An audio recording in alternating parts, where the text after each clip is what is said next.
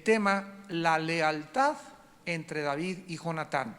La lealtad entre David y Jonatán. Primer libro de Samuel, capítulo 20. Después David huyó de Naiot en Ramá y vino delante de Jonatán y dijo: ¿qué he hecho yo? ¿Cuál es mi maldad o cuál mi pecado contra tu padre para que busque mi vida? Él le dijo: en ninguna manera, no morirás. He aquí que mi padre ninguna cosa hará, grande ni pequeña, que no me la descubra. ¿Por qué pues me ha de encubrir mi padre este asunto? No será así. Y David volvió a jurar diciendo: tu padre sabe claramente que yo he hallado gracia delante de tus ojos. Y dirá: no sepa esto Jonatán, para que no se entristezca. Y ciertamente vive Jehová y vive tu alma, que apenas hay un paso entre mí y la muerte. Y Jonatán dijo a David: lo que deseare tu alma, haré por ti. Vemos nosotros en esta tarde que vamos a desarrollar el tema de la lealtad. Que la lealtad entre amigos es la más grande virtud que una persona pueda desarrollar. Porque para que puedas tú tener amigos leales, o para que yo pueda tener amigos leales, esta lealtad o esta amistad, recordémoslo siempre porque lo vamos a aprender en esta noche, siempre Dios probará la amistad que tú tengas o que yo tenga con cualquier persona. Y habrá ocasiones en las que la persona que se dice tu amiga va a ser probada hasta qué grado es esa persona capaz de serme leal o de yo serle leal a esa persona. Van a venir entonces problemas en las que la persona que se dice tu amiga va a tener que tomar una decisión. Realmente a quién mostrarle. Llega una persona y le dice: ¿sabes qué? Que tu amigo Juan no sé qué es un tal por cual y esto y el otro.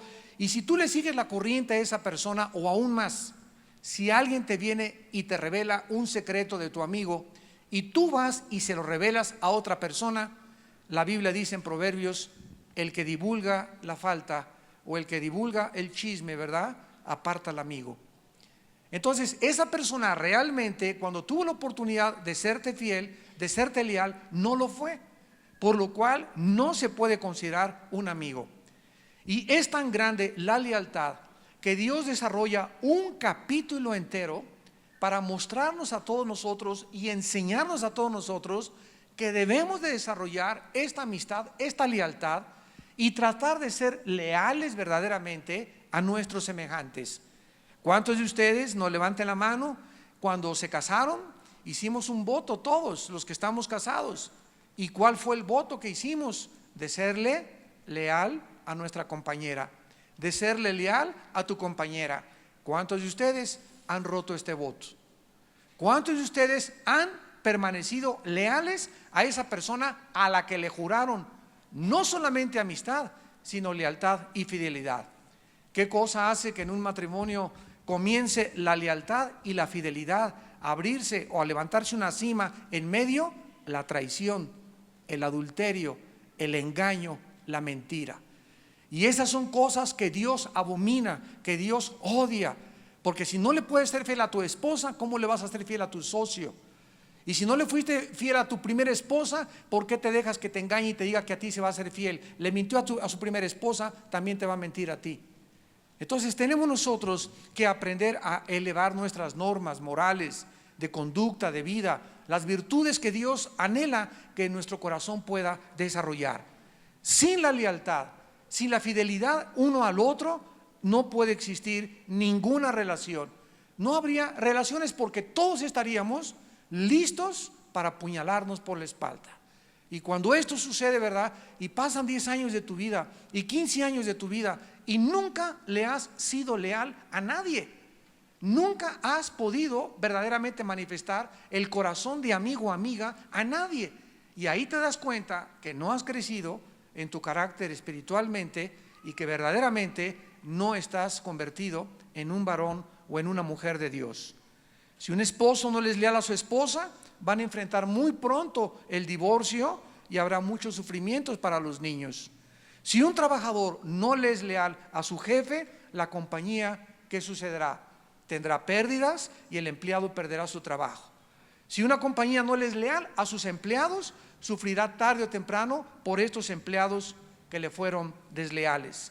Si un amigo no es leal a una amistad, jamás sabrás tener verdaderos amigos, porque las oportunidades que has tenido de serle leal a alguien, nunca las has demostrado. Si un político no le es leal a su pueblo, el pueblo, ¿verdad?, se va a corromper, y el gobierno también se va a corromper. La lealtad es el tema, pues, en esta noche, y esta lealtad no es vista en la historia como en ninguna otra parte de la Biblia, como en las vidas de Jonatán y de David. En estos versículos que acabamos de leer, vamos a hacer un poco de historia. David se encuentra ya desesperado. Él está ya absolutamente seguro que el rey Saúl lo quiere asesinar. Al mismo tiempo, David, que sabe que Saúl lo quiere asesinar, en su juventud y en su falta de malicia, y como decimos vulgarmente, en su falta de colmillo, no podía entender las razones por las cuales Saúl lo quiere asesinar. Dice: ¿qué he hecho? No he matado, no he robado, maté al filisteo, traje gloria a Israel. Él no sabía todavía la envidia, los celos tan profundos, la amargura, la paranoia de que se sentía amenazado, de que el trono se lo iba a quitar y le iba a quitar su posición de liderazgo. David estaba ignorante de todas estas características del rey Saúl. Pero al mismo tiempo que David sabía que Saúl lo quería matar y no sabía los motivos, quiere él tratar de comunicarle a Jonatán, su hijo, con el cual, recordamos, hicieron un pacto de lealtad, y vamos a ver que esta lealtad entre Jonatán y David en este capítulo se va a probar. Entonces David está tratando de decirle a Jonatán: mira, tu padre me quiere matar. Pero Jonatán no está convencido de eso. Él no está absolutamente seguro, y como leímos ahorita, le dice a David: David, no puede ser, mi papá, ¿por qué te va a matar? Él no tiene razones para matar. Entonces, a continuación, hacen un plan, donde David lo comienza a exponer del versículo 5 en adelante. Esta amistad ahora iba a ser probada. El padre de Jonatán, Saúl, ¿verdad?, perseguía a David para matarlo, y la prueba sería: ¿qué iba a hacer ahora Jonatán? Una vez que David le demostrara a Jonatán que era verdad, que su padre le perseguía, ¿qué iba a hacer Jonatán? ¿Se iba a poner del lado de su padre o se iba a poner del lado de su amigo? ¿Tú qué hubieras hecho en este caso? En este caso, ¿verdad?, donde el padre era injusto, donde el padre estaba paranoico, donde el padre estaba loco, y por otro lado estaba la amistad de un amigo. Y nos damos cuenta qué es lo que Dios valora, porque nosotros nos vamos a enfrentar con muchas decisiones. Haz de cuenta que tú tienes un padre que no es cristiano y tienes un amigo que es cristiano y que te está bendiciendo, y tu padre te dice: no quiero que salgas más con Juan. ¿Por qué? Porque no me da la gana. Y vienes tú con un pastor y me preguntas: ¿qué hago? Si yo conozco la historia de Jonatán y David, te voy a decir: sé leal a tu amigo. ¿Pero cómo? Sí, en primer lugar, porque eres mayor de edad. Si no fueras mayor de edad, tienes que someterte a tus padres. Pero si eres mayor de edad, nunca ninguna persona, ni tu padre ni tu madre, te puede decir: ya, ¿verdad?, pues quiero que seas budista, o no quiero que sigas en esta religión, porque ahí nos vamos a enfrentar con un problema tremendo los cristianos. Papito, mamita, los quiero, los respeto, los honro, pero soy mayor de edad y he tomado una decisión, y yo soy responsable de esa decisión. Ustedes ya no pueden inmiscuirse en mi vida espiritual ni en mi vida privada. Y tu papá te dice: pues te vas de la casa. Pues me voy de la casa, ¿verdad? Pero nosotros tenemos que tener una lealtad. ¿Y cuál es nuestra lealtad? Al Evangelio de Jesucristo. Nuestra lealtad tiene que ser hasta la muerte hacia el Hijo de Dios. Y es el retrato que nos inspira Jonatán y David. David le pregunta en el versículo 1 que qué mal le ha hecho su padre, y vemos cuántas, más de 7 veces ya Saúl lo había intentado matar. Y pues Jonatán le contesta: yo te aseguro que no es verdad, mi padre no te quiere matar, no te va a hacer nada, etcétera, etcétera. Pero comienzan a desarrollar un plan. Versículo 5: y David respondió a Jonatán: he aquí que mañana será nueva luna, y yo acostumbro a sentarme con el rey a comer, mas tú dejarás que me esconda en el campo hasta la tarde del tercer día. Si tu padre hiciere mención de mí, dirás: me rogó mucho que lo dejase ir corriendo a Belén, su ciudad, porque todos los de su familia celebran allá el sacrificio anual. Y si él dijere, bien está, entonces tendrá paz tu siervo. Mas si se enojare, sabe que la maldad está determinada de parte de él. Harás pues misericordia con tu siervo, ya que has hecho entrar a tu siervo en pacto de Jehová contigo. Y si hay maldad en mí, mátame tú, pues no hay necesidad de llevarme hasta tu padre. Jonatán le dijo, nunca tal te suceda eso, antes bien, si yo supiere que mi padre ha determinado maldad contra ti, ¿no te lo avisaría yo? Vemos pues nosotros que desarrolla un plan David y le dice a Jonatán, mira Jonatán, tu papá mañana acostumbra todos los años a tener una cena, y en esa cena se juntan con todos los oficiales, el secretario de Defensa, el secretario de Gobernación, el secretario de Industria y Comercio, y él va a querer que yo esté también ahí como uno de los principales comandantes de su ejército. Entonces yo no voy a ir a esa cena, pero tú vas a la cena y quiero que observes, le dice David a Jonatán, la reacción que Saúl tu padre va a tener. Te va a preguntar inmediatamente, ¿dónde está David? Y tú le vas a contestar, mire papá, pues su familia tuvo también otra festividad religiosa y se fue con ellos a Belén y con sus hermanos a celebrar esto. Y le dice David, fíjate Jonatán, la reacción de tu papá, si se enoja en contra de mí porque no estoy, es una señal de que realmente me quiere matar. Y si no se enoja tu papá, significa que yo puedo seguir viviendo en paz. En ese momento Jonatán le dice, estoy de acuerdo David, vamos a hacer y a llevar este plan. Versículo 10, dijo entonces David a Jonatán, ¿quién me dará aviso si tu padre te respondiere ásperamente? Y Jonatán dijo a David, ven, salgamos al campo, y salieron ambos al campo. Entonces dijo Jonatán a David, Jehová, Dios de Israel, sea testigo, cuando le haya preguntado a mi padre, mañana a esta hora o el día tercero, si resultare bien para con David, enviaré a ti para hacértelo saber.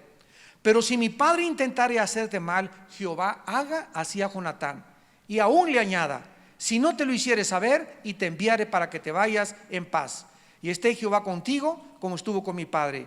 Y si yo viviere, harás conmigo misericordia de Jehová para que no muera.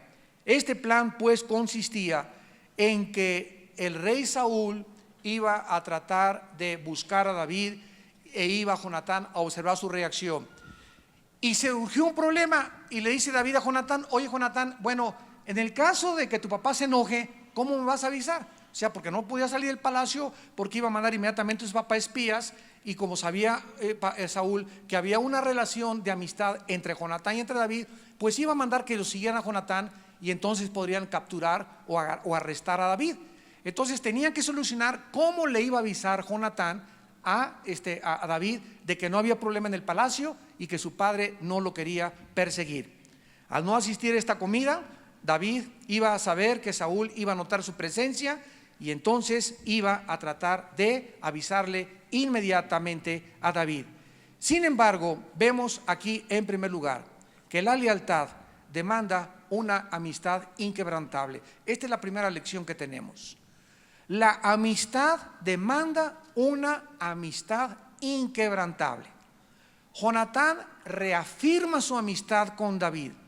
Le dice que si descubre el mínimo indicio, la mínima reacción de que su padre realmente lo quiere matar, le dice, vive Jehová. O sea, en otras palabras, esta es una frase que implica que te lo juro por Dios, ¿verdad? Pero para no jurar así en vano, dice, vive Jehová, o sea, me está viendo el Señor, soy testigo que Él está vivo, que Dios me está oyendo lo que te estoy diciendo, que si no te aviso, ¿verdad?, quebraría el pacto contigo e inclusive me puedes matar.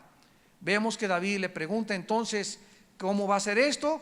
Y entonces de manera humilde, dice la Biblia en el versículo 13, si mi padre intentare hacerte mal, Jehová haga así a Jonatán. O sea, Jonatán pronuncia una maldición sobre su vida. Si yo tengo alguna duda de que te voy a traicionar o de que no te voy a ser leal, Dios que nos está viendo, que me haga lo mismo que yo te quiero hacer a ti. En otras palabras, David, te amo como amigo tú y yo hemos hecho un pacto. Si en mí hay traición o conveniencia, porque mi padre me convence y me diga, te voy a dar joyas, tú eres el heredero de la corona. Fíjense todo lo que está de por medio en esta amistad inquebrantable. Que Jehová me haga lo que yo intento hacerte a ti. Nos damos cuenta que aquí Jonatán estaba poniendo el reino delante de David. Y estaba al mismo tiempo demostrando que los celos y la amargura y la envidia de su padre, en el corazón de él no existía absolutamente ninguna ansia, ningún anhelo de poder, de control. No había ese espíritu de brujería que había en su padre, de querer controlar y de manipular todas las cosas. Él era una persona totalmente deshecha de sí mismo, no se veía a sí mismo, totalmente generoso, totalmente abierto de corazón, transparente. Era un muchacho que estaba representando a todos nosotros lo que un cristiano debe hacer. ¿Cuántos de ustedes venden a su esposa por un plato de lentejas? ¿Cuántos de ustedes a un amigo lo traicionan por un mejor puesto? Llegas a la oficina y te haces amigo y sí, como no, por aquí, por allá, pero en cuanto el jefe te manda a hablar a tu amigo, pues sabes una cosa, que hay una persona que esté estorbando aquí en tu oficina y yo no quiero, ¿verdad?, que te estorbe, así que hazle grilla o hazle política, y tú comienzas a hablar de una persona para tratar de herir su reputación por causa de que quieres ascender a un puesto mejor o porque quieres algo que te va a beneficiar tú, y ya no te importa la amistad que hubo antes, ni con tu hermano, ni con tu hermana, ni con tu familiar, ni con tu esposa, ni con nadie. En ese momento se ha probado tu corazón que en tu corazón no existe la lealtad. Escuchen, no podemos serle leal a una persona y a otra persona desleales. O somos leales con todos o somos desleales con todos. Esto es un principio espiritual en la Biblia. Tú no puedes serle desleal a tu esposa y serle leal a tu amigo. No es cierto. Si a una persona le eres desleal, en tu corazón habrá siempre deslealtad a tu conveniencia y a la persona que te pueda interesar vencerla, dominarla o conquistarla. Jonatán, ahora, de una forma humilde, ¿verdad?, en el versículo 13, quiero que vean ustedes la última parte, y dice Jonatán: proféticamente, y esté Jehová contigo como estuvo con mi padre. ¿Saben ustedes que en el original hebreo esto significa que Jonatán en este momento estaba reconociendo a David como el futuro rey de Israel? Así esté Jehová contigo como estuvo en el principio con Jehová. Estaba hablando proféticamente Jonatán, o sea, tú vas a llegar al reinado y Dios esté contigo como lo estuvo con mi padre cuando estés reinando. Y proféticamente Jonatán ya estaba él convencido de que la unción estaba sobre su amigo David. Y ahora Jonatán le pide algunas cosas a David y le dice en el versículo 14: si yo viviere, harás conmigo misericordia. O sea, Jonatán está viendo con una visión increíble de que David va a vencer, que su padre, si lo está buscando matar, no lo va a lograr. Y le dice: si yo vivo, y le está diciendo, cuando tú seas rey, haz misericordia conmigo para que no muera. Jonatán en ese momento le dice a David: algún día tú vas a estar arriba de mí, y quiero pedirte que por favor me salves la vida. Porque se acostumbraba en tiempos antiguos que cuando un rey entraba y una dinastía del otro rey había sido, como en el caso de Saúl, que habían perseguido al futuro sucesor, el que tomaba el trono tenía forzosamente que matar a toda su familia, porque cualquiera que quedara vivo de la familia se convertía en una amenaza del futuro rey o del futuro trono. Entonces tenían que acabar con todo ese partido político para que no pudiera haber una amenaza y para que pudieran gobernar en paz y descansadamente. O sea, no era la democracia que conocemos actualmente. Entonces le pide en primer lugar que no lo mate cuando purgara la casa de su padre Saúl. En segundo lugar, le dice en el versículo 15: y no apartarás tu misericordia de mi casa para siempre. Cuando Jehová haya cortado uno por uno los enemigos de David de la tierra, no dejes que el nombre de Jonatán sea quitado de la casa de David. En segundo lugar, que no mate a sus descendientes cuando venían las purgas de los reyes. En tercer lugar, que Dios condenara y juzgara a sus enemigos. Y en cuarto lugar, que David reafirmara su pacto con él. Versículo 17, y Jonatán hizo jurar a David otra vez, porque le amaba, pues le amaba como a sí mismo. ¿Se acuerdan ustedes que en el libro de Eclesiastés hay un pasaje donde dice: es mejor dos que uno, porque cordón de dos dobleces es muy difícil de romperse? Pero el versículo que sigue dice algo extraordinario y dice: pero mejor de dos dobleces son tres. ¿Saben ustedes quién es ese tercero? O sea, en la vida dijo Dios que el hombre no es bueno que esté solo, le haría ayuda idónea para él. Cuando un hombre y una mujer se casan, y en ese matrimonio hay lealtad, y en ese matrimonio hay respeto y hay fidelidad, es algo que el diablo no puede hacer esto. Pero en cuanto hay deslealtad, cuando hay un fracaso y una traición a los votos, en ese momento algo se debilita en el matrimonio y Satanás tiene entonces el derecho legal de entrar y devastar a esa familia. ¿Por qué? Porque ya no existe el pegamento que debe unir. Si tú tienes una amistad con un amigo y lo que hace que tu amigo y tú sean fieles y que tengas sabes que cuentas, si te meten a la cárcel, sabes que no importa, él va a ir a visitarte a la cárcel. Si caes enfermo, él va a estar contigo en la enfermedad. Si tú vas y habla a la gente toda mal de ti, como dice el Salmo 119, Señor, tus enemigos serán mis enemigos. Esa es la lealtad, cuando estamos verdaderamente unidos. Pero cuando viene la traición en una amistad, en ese momento el diablo se aprovecha de eso y desbasta las dos vidas, principalmente del que traicionó al otro. ¿Por qué creen ustedes que Judas recibió el más grande castigo que existe? Porque fue el traidor, porque fue el que apuñaló por la espalda a Jesucristo, porque fue el único que no le fue leal al Hijo de Dios. Y aunque Pedro le negó también y se manifestó deslealtad en su corazón, Pedro reaccionó y lloró amargamente y se arrepintió de sus pecados. Pero no hay cosa más terrible que pueda suceder cuando el juramento que hemos hecho es violado por la traición. Ahora Jonatán agrega otros detalles para notificar a David de las intenciones verdaderas de su padre. Dice el versículo 18: luego le dijo Jonatán: mañana es luna nueva y tú serás echado de menos. O sea, en la fiesta mi padre se va a dar cuenta que no estás, porque tu asiento está vacío. Estarás pues 3 días y luego descenderás y vendrás al lugar donde estabas escondido el día que ocurrió eso mismo y esperarás junto a la piedra de Sel. Aquí está Jonatán aconsejando a David y le dice Jonatán: yo voy a tirar 3 flechas hacia aquel lado como si estuviera ejercitándome al tiro al blanco. Luego enviaré al criado diciéndole: ve, busca las flechas. Y si dijere al criado: las saetas o las flechas están más acá de ti, tómalas. Tú vendrás, porque paz tienes y nada malo hay, vive Jehová. Mas si yo dijera al muchacho así: las flechas que yo tiré, vete porque Jehová te ha enviado, en cuanto al asunto que tú y yo hemos hablado, esté Jehová entre nosotros dos para siempre. Vemos pues que entonces se resuelve el plan y le dice Jonatán: mira, ya tengo la idea. Después de que yo sepa que mi padre se enojó contigo, la única manera que yo te voy a avisar a ti de que mi padre realmente te quiere matar, me voy a ir al campo, pero me voy a acompañar por un muchacho y voy a ponerme como si estoy practicando al tiro al arco, y voy a decirle al muchacho: voy a aventar una flecha de aquí más o menos a 4 o 5 metros, y tú, David, vas a estar escondido viendo lo que estoy haciendo, y aquí voy a haber un mensaje que solamente tú me vas a entender.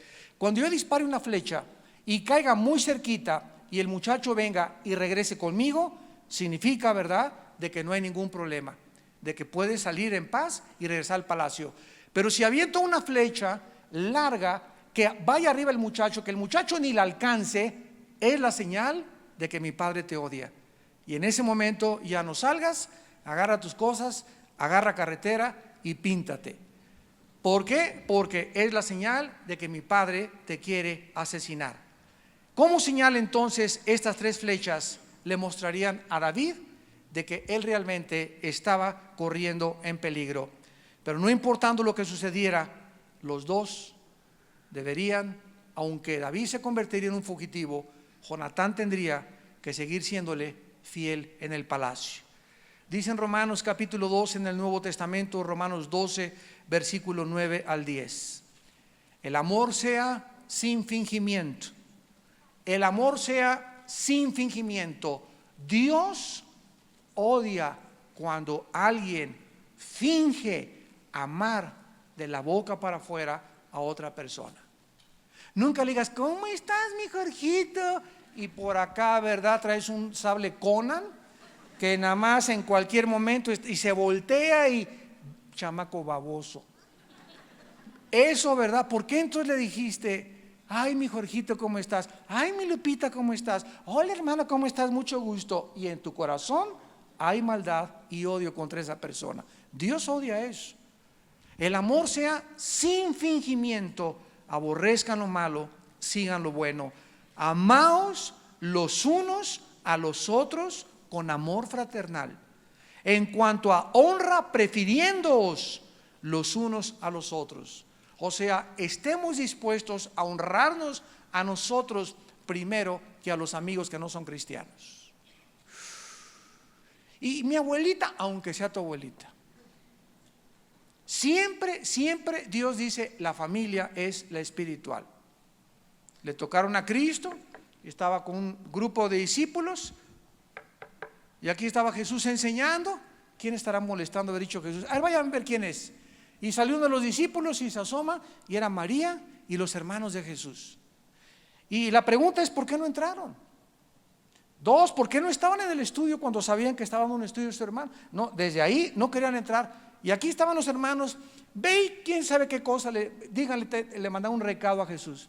Y ya llegó el discípulo, maestro, allá afuera están tus hermanos y tu mamá. Y se voltea a Cristo, y siempre Cristo no desperdiciaba ninguna ocasión para enseñar. Y les dice a los discípulos, mi madre y mis hermanos son ustedes, los que hacen la voluntad de mi Padre.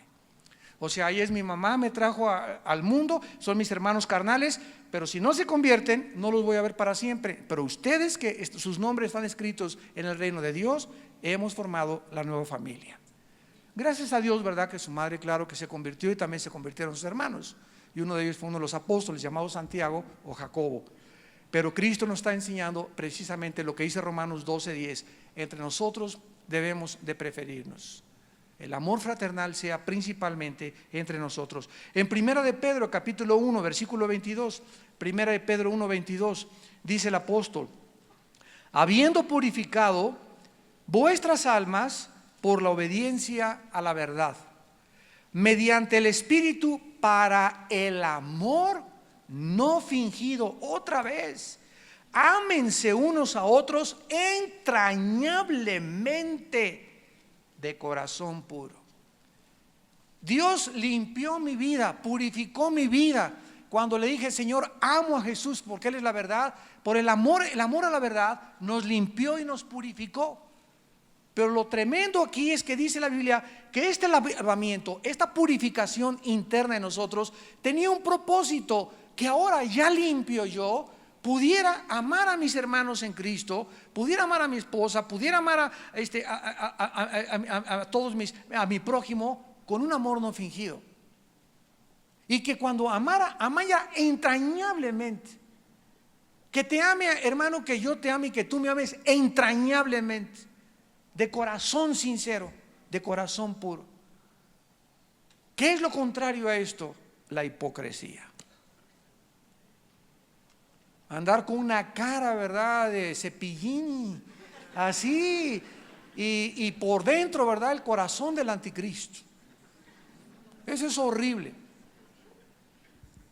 En Proverbios 17, versículo 17, el rey Salomón dijo también algo tremendo. Dice Proverbios 17:17, en todo tiempo ama al amigo y es como un hermano en tiempo de angustia. ¿A quién vamos a recurrir cuando estemos en la cárcel, cuando estemos en el hospital, cuando tengamos un problema con hijos, un problema en el matrimonio? ¿A quién? Y muchas veces, ¿verdad?, buscamos ¿A quién le puedo abrir mi corazón? Qué feo es esto, ¿no? ¿A quién le podría abrir mi corazón ahorita para contarle todo lo que me está pasando y saber que todo lo que le cuente no vaya de chismoso a la colonia? ¿No es verdad? ¿Cuántas veces nos pasa eso? Quisiera ahorita agarrar el teléfono y de repente te das cuenta que de la lista de amigos que tienes no hay ninguno en el que puedas confiar, y eso es lo más trágico que le pueda suceder a un cristiano. Que no tengas en tu lista y en tu corazón estampado aquí Juan, Alberto, Pablo, César, Martín, etcétera, etcétera, y que digas: yo sé, ¿verdad?, que en cualquier momento le hablo a mi amigo y le digo: ¿sabes? Me está pasando esto, me pasó esto con mi hijo, me pasó esto con mi esposa, y no van a ir a divulgarlo a todo el mundo. No se van a convertir en el heraldo para estar declarando por todos lados: fíjate lo que le pasó ayer al pastor, y fíjate lo que le pasó a su matrimonio, y fíjate lo que está pasando con su hijo. ¿Por qué? Porque comenzamos a ser desleales. Y la lealtad implica que nos guardemos en el corazón los secretos de nuestros amigos, aquellos a quienes confiamos y aquellos en quienes sabemos que nos van a ayudar. ¿Por qué? Porque hemos hecho un pacto al pie de la cruz de amarnos entrañablemente, de perdonarnos y de soportarnos unos a otros. Y si alguien cae, como decía Marcos Guito en la mañana, no llegamos y lo pateamos y hacemos picadillo y barbacoa con él. Somos el único ejército que cuando algún herido cae lo dejamos tirado. Y no debe ser así entre nosotros. Si alguno cae y tú eres mi amigo, vamos con esa persona y le damos la mano. Y así la persona que le tiramos la mano no nos quiere dar la mano y no se quiere levantar y se quiere quedar caído, pues ahí lo dejamos y seguimos en la guerra. Adelante, porque no nos vamos a detener por alguien que no quiere ser sanado. Pero nuestro deber es ese, ¿verdad? Buscar y ayudar y restaurar. Tener el corazón de Jesús, misericordioso y compasivo por las personas que sufren, por las personas que están atravesando tribulaciones, por las personas que están atravesando problemas en sus matrimonios, por las personas que están atravesando problemas con sus hijos. ¿Por qué? Porque todos pasamos por lo mismo, y de la manera que abundan las tribulaciones, abunda en nosotros también el consuelo y la paz, para consolar a aquellos que se encuentran en tribulación. David entonces hace lo que acordó con Jonatán, se esconde y no va a la fiesta de la luna con Saúl. Al otro día, dice, regresamos a 1 Samuel 20, versículo 27. Al siguiente día, el segundo día de la luna nueva, aconteció también que el asiento de David quedó vacío. Y Saúl dijo a Jonatán su hijo: ¿por qué no ha venido a comer el hijo de Isaí hoy ni ayer? Y Jonatán respondió a Saúl: papito, David me pidió encarecidamente que lo dejase ir a Belén, diciendo: te ruego, déjame ir, porque nuestra familia celebra sacrificio en la ciudad y mi hermano no me lo ha mandado. Por lo tanto, si he hallado gracia en tus ojos, permíteme ir ahora para visitar a mis hermanos. Por esto pues no ha venido a la mesa del rey. Entonces se encendió la ira de Saúl contra Jonatán y le dijo: hijo de la perversa y rebelda. Ahora hasta su mamá la metieron aquí. Pobres mamás, ¿verdad? Siempre el que está enojado nos recuerda el 10 de mayo. ¿Por qué no es la agresión? Esto es muy profundo, porque desde ya tiempos antiguos ha sucedido esto. Le digo esto para no decirle otra cosa, a la mexicana. Pero ¿por qué contra la mujer? ¿Por qué no dice, verdad, te recuerdo a tu papá? ¿Por qué nunca es contra el papá la agresión? ¿No se han preguntado eso? ¿Por qué es contra la mamá? Y la peor grosería que hay, ¿verdad?, es la mentada de mamá en México y en Latinoamérica. Insultar a la mamá, herir y lastimar a la mamá. Muchos no le importas, dime lo que quieras. Muchos te dicen amén. Los malos hijos y desleales, ¿verdad? Pero ¿por qué eso, verdad? Desde Génesis 3:15 viene el origen del odio a la mujer. Y pondré enemistad entre tu semilla, le dice Dios, y la semilla de la mujer, y entre la semilla de la mujer y la semilla del diablo. O sea que desde la caída del huerto del Edén, el diablo tiene un plan maestro estratégico para tratar de atacar humillar, hacer menos, detener, abortar la misión de las mujeres, porque ninguno de los que estamos aquí estaríamos aquí si no fuera por una mujer. Y así se los digo yo a todos los misóginos, ¿verdad? A todos los hombres que odian a las mujeres. ¿Sabes una cosa? Que tú ni siquiera estarías vivo si no fuera por tu madre. Entonces el diablo sabe, ¿verdad?, que la mujer es, por eso se le llamó a Eva la madre de los vivientes, porque ella es la que produce el fruto que recibió a través del esperma masculino o a través de la semilla. Entonces vemos en todas las expresiones comunes que no es coincidencia que en todas las culturas el odio es contra la mujer, el ataque es contra la mujer. Y ahorita Dios está levantando a la mujer como nunca la había levantado. Ahorita Dios está otra vez volviendo a tomar sus ejércitos y está adiestrando a los varones y nos está enseñando que nosotros nunca podremos ser guerreros ni ser usados por Dios si no somos considerados respetuosos, leales, amorosos con nuestra esposa y con las mujeres. Y mientras tú trates a tu esposa como un trapo sucio, como una jerga, como una sirvienta, como una esclava, y la tengas ahí nada más porque la tienes, porque no tienes dónde ponerla, y no te interesa, ¿verdad? Y quieres, yo quiero irme de misionero, quiero ser diácono, quiero ser esto, quiero ser al otro, dice Dios, regresa a tu casa, ponte de acuerdo, tú eres la cabeza y mi orden es amad a vuestras mujeres como Cristo amó la iglesia. Hasta que yo no vea, dice el Señor, que hay un sacrificio en tu vida hacia tu compañera, no puedes realmente llamarte un hombre de Dios, ni un varón de Dios. Entonces comienza a enojarse, y lo más increíble de esto es que dice el versículo 30, que ya después de que la recuerda a su mamá, diciéndole, eres hijo de, para no decir otra cosa, la perversa y rebelde, ¿acaso no sé yo que tú has elegido al hijo de Esaí para confusión tuya y para confusión de la vergüenza de tu madre? Otra vez lo dice la Biblia, yo estoy leyendo. Fíjense ustedes la paranoia y la insanidad mental que ya había en la mente de Saúl. No decía yo, ahora resulta que es Jonatán, ya no tanto David, ahora resulta que es Jonatán el origen de la conspiración del reino. Y está metida su mamá también, la perversa y rebelde. ¿De qué forma tan insana podríamos decir? ¿De qué forma tan devastadora el pecado hace estragos en el corazón humano? ¿Y hasta qué grado puede un hombre llegar en su insanidad mental? De ya no ver a nadie ni a la esposa, y ahora contra su propio hijo se vuelve en el odio que tiene. Ya no lo reconoce como su hijo, se dirige a él como hijo de una mujer perversa y rebelde, insultando a su mamá de su propio hijo. Le acusa de ponerse del lado de David y además de traer vergüenza a la familia, y ardiendo en hostilidad y en odio amenaza a Jonatán y le dice en su cara, ¿verdad? Y le declara en el versículo 31, todo el tiempo que el hijo de Isaí viviere sobre la tierra, ni tú estarás firme ni tu reino.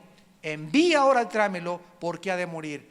Ahora cambia un poquito el tono y le dice, mira, mijito, reflexiona y piensa lo que te estoy diciendo. Olvídate que te recordé el 10 de mayo. Nada más recuerda algo, mientras ese tu amiguito viva, tú nunca serás rey.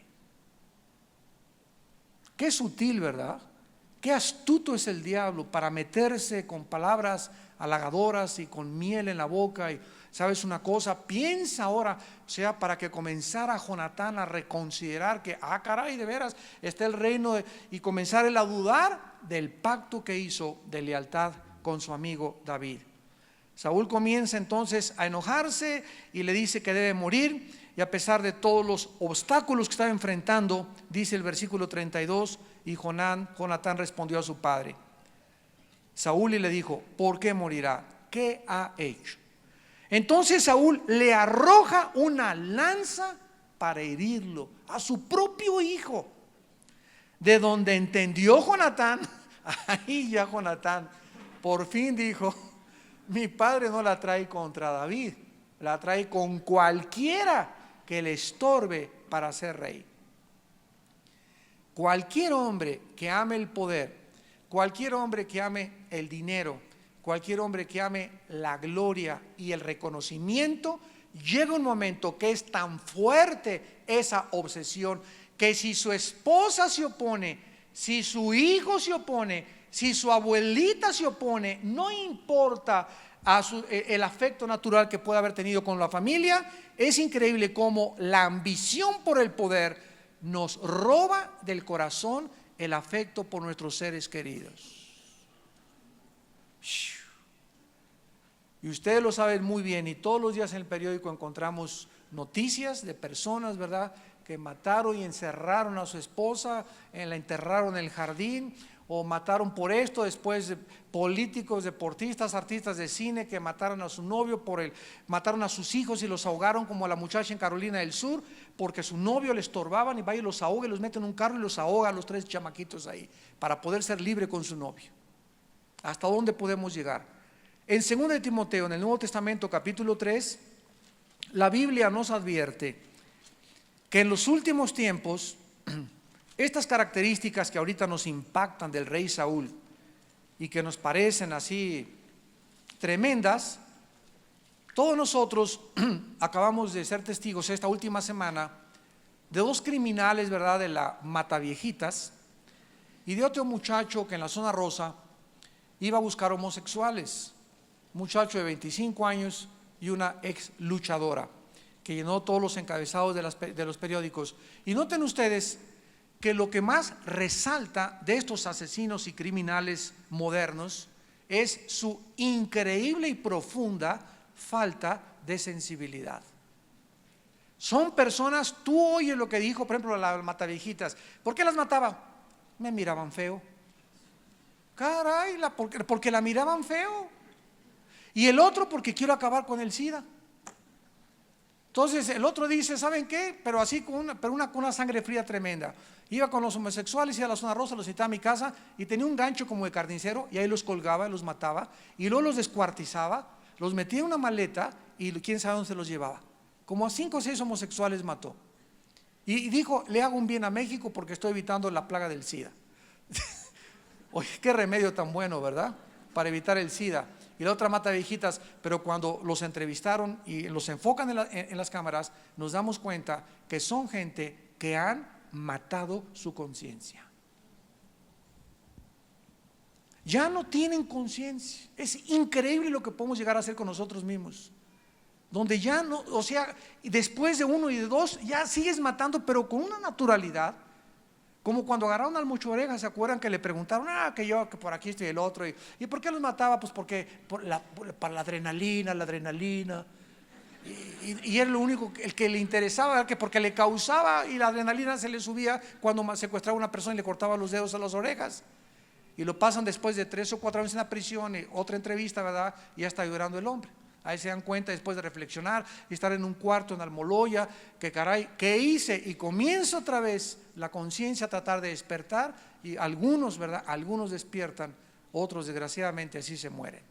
Pero dice en 2 de Timoteo 3, versículo 1: debes saber esto, que en los postreros días vendrán tiempos peligrosos. Son los tiempos que estamos viviendo. Escuchen: porque habrá hombres amadores de sí mismos. En otras palabras, mientras, hermanos, avancemos más y más y más y más y más a la cercanía de la venida del Hijo de Dios, la gente, los seres humanos a nuestro alrededor, en nuestra familia, en todos lados, vamos a ver una característica: la gente cada día se va a amar más a sí misma y nunca va a tener la capacidad de amar a nadie. Amadores nada más de sí mismos. Me amo a mí, mis intereses, mi vida, mi futuro, todo. No me importa nadie a mi alrededor más que yo. Yo, el rey del yo. Y dice la Biblia: avaros, vanagloriosos, soberbios, blasfemos, desobedientes a los padres, ingratos, impíos, y esta es la que nos interesa, sin afecto natural. ¿Cuál es el afecto natural? Dice en Isaías, el buey conoce a su dueño. Y los animales, ¿verdad?, conocen a su pesebre, pero mi pueblo no tiene entendimiento de quién soy yo. Dios puso en nosotros el afecto natural hacia nuestros padres. Oye, es natural que si me trajeron al mundo, ¿verdad?, pues yo los ame. Es que mi mamá era la prostituta y mi papá era esto. ¿Sabes una cosa? Tu papá fue y tu mamá fue lo que tú quieras, pero tu orden es honra y respeta a tus padres. Y Dios los va a juzgar si tu mamá fue esto, y los va a juzgar Dios, pero tú tienes que ser leal. Y sabes una cosa, mi papá está en la cárcel, lo voy a ver. Mi mamá está en la cárcel, la voy a ir a ver. ¿Por qué? Porque es el afecto natural. No estarás de acuerdo con la vida de tu mamá, no estarás de acuerdo con la vida de tu papá, pero nosotros debemos en el corazón no amargarnos y estar orando por ellos. Les voy a recordar rápidamente una historia hace muchos años que les conté. Yo estaba en Acapulco de misionero, tenía como 2 años de convertido, 1977, 78 más o menos, y vino un muchacho de Estados Unidos con una, le llamamos la Big Red, una Suburban roja, grandísima, y pues él me decía, yo me voy 3, 4, 5 días a la sierra y a repartir folletos, y ponía en el techo un micrófono y les predico el Evangelio de Cristo. Y me fui, comencé a ir a viajes misioneros toda la Costa Chica, la Costa Grande, Guerrero, de Oaxaca. Anduvimos ahí como 1 año y medio visitando poblados, durmiendo en el suelo, en petates, etcétera, etcétera. Y una vez que regresamos a Acapulco, me dice, Armando, quiero que me acompañes a visitar a mi mamá. Y le dije, sí, Memo, cómo no, con mucho gusto. Y me sorprendí cuando la camioneta se comenzó a dirigir a la zona roja de Acapulco. Yo dije, bueno, este cuate realmente ¿a dónde me lleva, verdad? ¿Qué mamá ni qué mamá? Y además que llevamos ahí varios meses allá sin nada de nada, ¿verdad? Yo me puse a sospechar muy feo de él. Y entonces al llegar a la zona roja, le digo, oye, pero dime, ¿cuáles son tus intenciones? Me dice, mi mamá trabaja de prostituta. Y me acuerdo que llegamos a una casita y estaba como un bar así, y su mamá estaba recargada en el bar, pues estaba medio borracha y tenía una cerveza Victoria y tome la mamá. Y llega Memo por detrás y yo detrás de él, y la agarra y le dice, mamacita, ¿cómo estás? Mi hijo, ay, déjame, te traigo unas tortas, mamacita. Ay, déjame, y que las pone ahí, ponlas sobre el bar. Y las puso ahí, mamacita, ¿no se te ofrece ninguna otra cosa? No, ya, vete, no te quiero ver a ti tampoco. Y se fue. Y cuando yo salí de ahí, de la zona roja, y al ver lo que mi amigo había hecho, mi hermano en Cristo, con su madre, bueno, así me partió el corazón. Dije, Dios mío, le digo, pero ¿cómo puedes hacer esto? Y me dice, mira, Armando, quiero decirte una cosa, y es una lección que tienes que aprender. Es mi madre, y no importa lo que ella haga, ni lo bajo que pueda caer, le quiero decir que Cristo la ama. ¿Quién podría abrazarla si no era yo? ¿Quién podría decirle a través de eso de que Cristo la amaba? Hermanos, para no hacerles el cuento largo, a los 6 meses la mamá de este hombre, de este hermano mío, se convierte a Jesucristo y ahorita está de misionera en Panamá. Por el amor de su hijo, porque su hijo la perdonó y nunca la juzgó. Y no importa el grado que tus padres lleguen, tú tienes que amar a tus padres y dejarles el juicio de lo que hayan hecho a Dios. Honra a tu padre y a tu madre para que te vaya bien en la vida. Efesios capítulo 6. Y finalmente, después de que amenazan a Jonatán, vemos que comienza en su ira Saúl a arrojarle la lanza a su propio hijo. Y vemos que Jonatán conquista los celos y la envidia, pero no así su padre, que seguía odiando a David. ¿Qué hizo la diferencia entre un hombre y su hijo? Y la respuesta es el poder de Dios. Dios ha provisto un camino para que conquistemos los celos y nuestra envidia, nuestra amargura, nuestro rencor, para que podamos vencer cualquier maldad que nosotros podamos albergar o descubrir en nuestro propio corazón. ¿Y cuál es el camino? A través de la cruz y del poder de la resurrección de Jesucristo.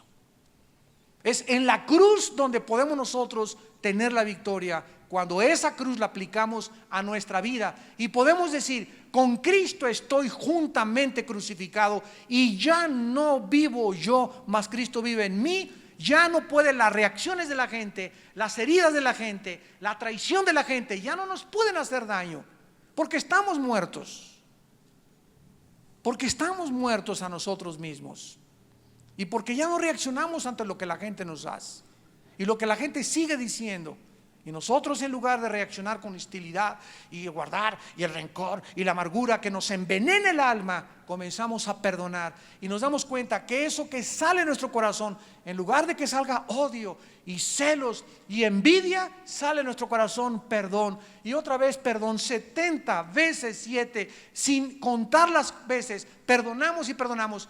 Y mientras más perdonamos y mientras menos reaccionamos, algo sucede en nuestra vida espiritual. Comenzamos a elevarnos, y elevarnos sin que nos demos cuenta, a alturas inimaginables de paz, a alturas inimaginables de protección de Dios con sus ángeles, porque Dios no puede proteger, ni podemos ser bendecidos por Dios si odiamos a alguien,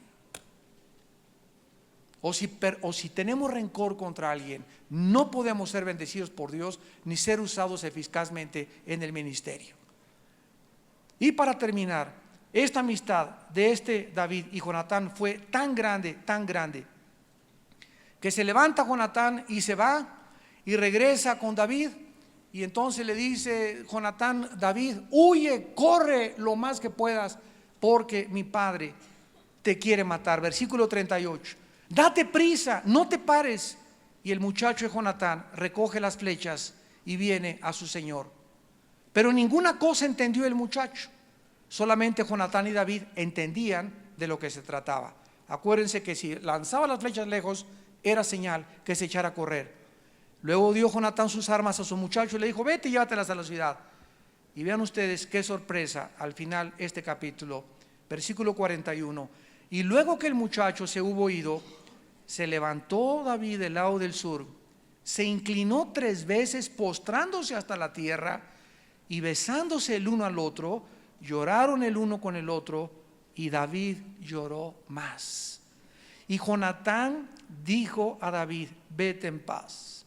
Ambos hemos jurado por el nombre de Jehová, diciendo: Jehová está entre tú y yo, entre tu descendencia y mi descendencia para siempre. Y él se levantó y se fue, y Jonatán entró en la ciudad. Su amistad era tan fuerte y tan inseparable y tan inquebrantable, porque estaba basada en el Señor. David ahora comenzó a llorar, porque David sabía en ese momento que él se iba a convertir en un fugitivo. Iba a tener que abandonar a su padre, abandonar a sus hermanos, abandonar cualquier sueño que tuviera. Dios le dijo una promesa y estaba ungido, y de repente David se imagina la confusión: pero Dios mío, ¿cómo que ahora qué hago? Me tengo que convertir en un fugitivo, pero si tú me dijiste que yo iba a ser rey de Israel. ¿Por qué?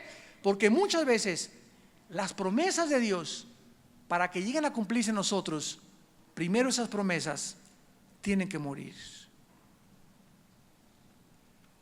Dios le dijo a Abraham: vas a ser padre de muchas gentes, pero si no puedo, ni con trasplante, Señor, ya no hay nada, ni ginecólogo, ni nada.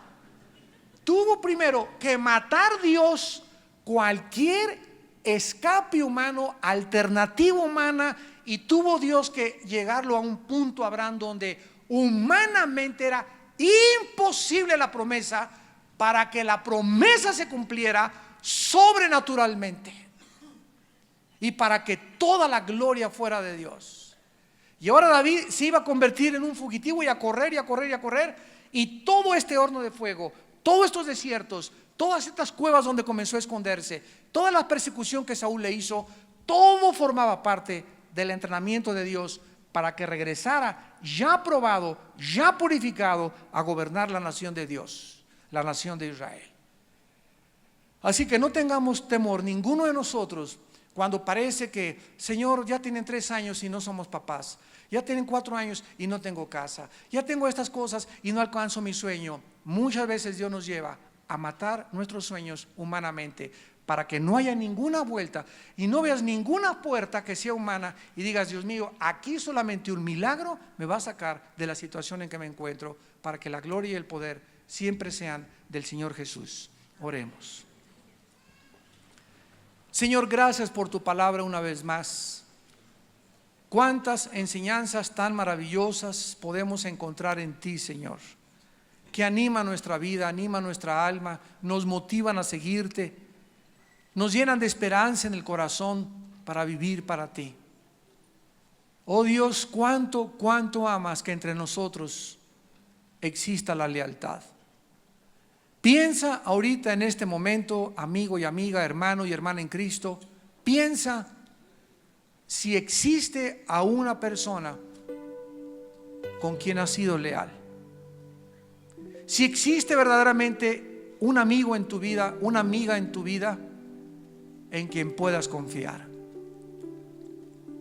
Si existe alguien verdaderamente que ames entrañablemente y que hayan pasado las dos pruebas y no hayan sido separados ni por envidias ni por chismes, porque ante ustedes está primero la lealtad, y esto lo bendice Dios grandemente, porque esto comienza a desarrollar el corazón dentro de nosotros para poder vivir para Él.